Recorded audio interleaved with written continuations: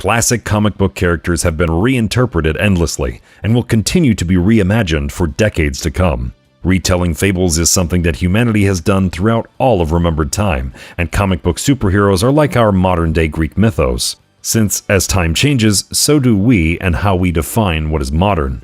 DC's Superhero Girls is a reimagining of the characters from DC, but as modern-day high schoolers. This ploy by cynical executives to market something that has been aimed at boys for about 100 years and to repackage it to girls would inevitably be made into a video game. DC as a brand has typically been associated with darker concepts than its competitor, so to translate its characters into something lighthearted is creative. In an age where most comic book adaptations take themselves utterly serious, along comes Nintendo to publish DC Superhero Girls Teen Power to push against the status quo. What did Nintendo see in this game that would, under normal circumstances, be Walmart bargain bin fodder? For something about vapid girls, DC Superhero Girls Teen Power has a bit more going on than expected. DC Superhero Girls Teen Power begins with a climactic battle between killer robots and the protagonists of the story. Anyone who is unfamiliar with the cartoon show this is based off of might be surprised by the boring robot designs that resemble round trash bins with circular saws for hands. These drones are products of LexCorp, and even the CEO, Lex Luthor, has no idea why they have gone haywire. Batgirl is a very energetic and eager Batman fanatic. Due to her wildly expressive eyes and Tara Strong's high-pitched performance, she comes off as a vain and hyper e-girl. By day, she is just Barbara Gordon, typical vain high school girl. Sadly, her father, the Commissioner, does not make an appearance. Vanity as a whole is a reoccurring theme that surrounds many of the characters within the story of Teen Power. Every character except Wonder Woman is seemingly obsessed with their image online and constantly post on this game's iteration of Instagram, Superstar. A lot of the time the girls will get into fights just so they can further boost their online image. Wonder Woman is basically the same character she has always been, the tough Amazonian who lives by a warrior's code. The only difference in Teen Power is that now she's in high school, and her interactions with characters make her the most amusing to watch. She doesn't understand technology, and generally acts like an honorable Spartan. Kara Danvers, aka Supergirl, is comically dumb, and acts like the muscle of the team. Like most of the cast, she is materialistic and ego-driven. Even during side quests, her motivations will always be comically selfish. One of the better gags involving her is that her vocabulary is so poor, her super hearing becomes worthless because she can't understand what a couple of villains are saying. I hear something, but I've got no idea what they're talking about. The story these girls get wrapped up in will eventually see them joining forces with their arch-enemies to battle a greater force of evil, an invasion of large killer toys. With the combined forces of Batgirl, Wonder Woman, Supergirl, Harley Quinn, Catwoman, and Star Sapphire, they will be tasked to thwart the nefarious schemes of Toyman, the lamest DC villain. Teen Power sometimes shows hints of being self-aware of what it is, and will often draw attention to the shallowness of the characters. Toyman was likely chosen to be the main threat because of how pathetic he is. In a game where one of the playable characters can fly and shoot lasers from her eyes, it's the bad guy who is the underdog. You almost have to feel sorry for Toyman. Aside from the 6 playable characters, there are several more superheroines who act as supporting cast members and are effectively benched for the story. The Green Lantern is a lady who can manifest basically anything from her imagination, and she sits this one out. Probably because if she took a more direct role, the party would overwhelm the main enemy. When Nintendo first revealed they were publishing a game based off of DC Superhero Girls in one of their direct presentations, most people either immediately forgot about it or scratched their heads in confusion.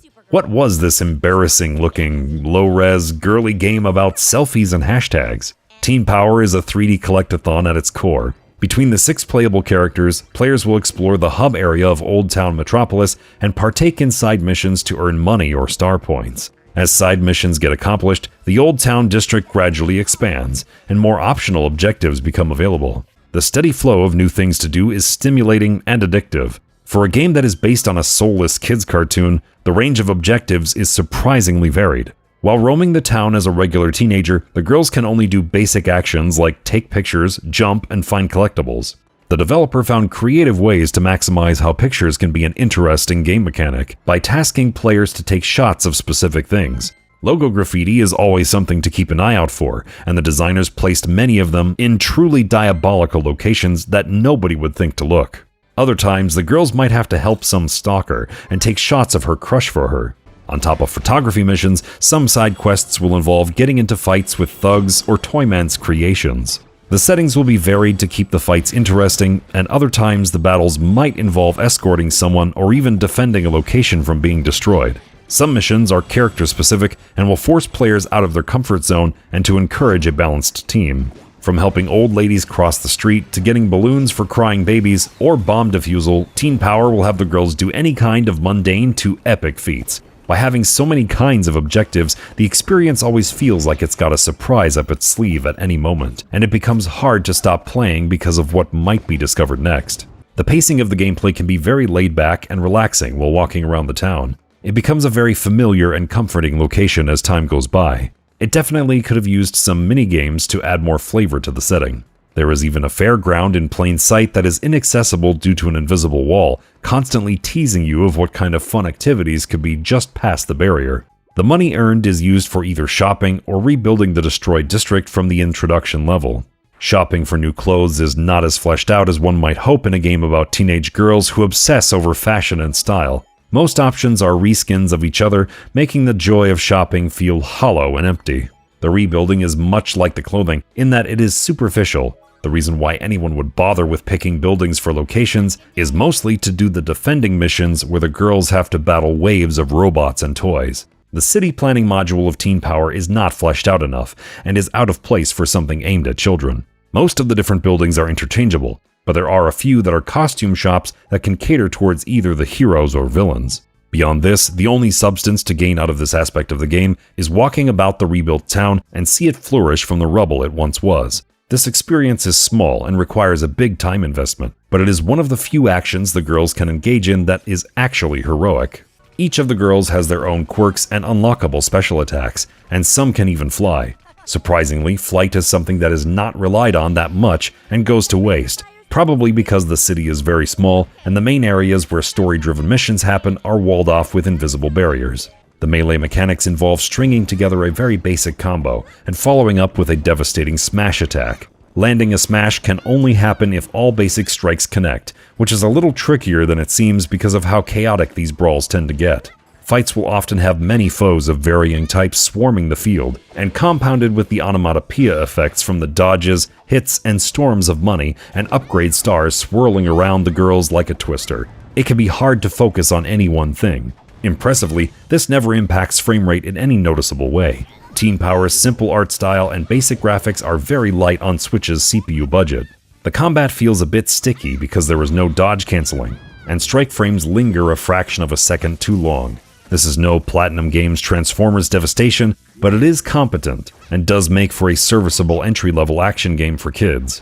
All characters are highly mobile and can move really fast. Batgirl gets a hook shot that makes it easy to latch to surfaces that are way above, but it is pretty tough to use for an action game made for kids. On top of the momentum from the grapple hook, she can also glide for extra control in the air. Harley Quinn gets spring shoes and can make unbelievably far jumps, which can lead into a vicious hammer somersault. The range of movement across the characters is expansive enough that any one of them makes platforming very easy. The tight controls combined with the exaggerated cartoony animations makes for a natural fit for a violent action game, and it is surprising that there are so few. The voice actresses from the show versions of DC Superhero Girls reprise their roles, and while most of them are serviceable, a few sound like they are phoning it in. Tara Strong is fine as Barbara Gordon, but the noise she makes when she voices Harley sounds worse than nails on a chalkboard.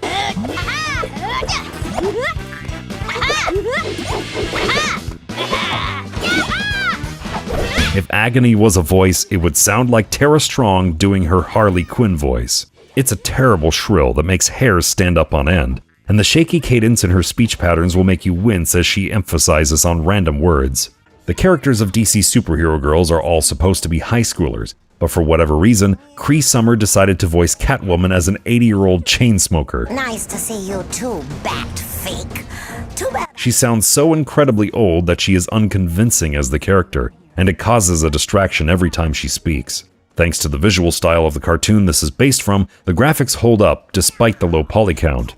The main characters all have unique body types and silhouettes that define their personality and combat style. Even their color schemes make them easy to pick out in a big showdown with dozens of enemy toys and robots. While it does get the job done, the imagery does have some really low-quality textures. Some of the materials resemble PlayStation 2 levels of fuzziness, and the animated textures for faces are just passable. Edges show low-resolution haze that stick out during TV mode, but are not too distracting in portable mode.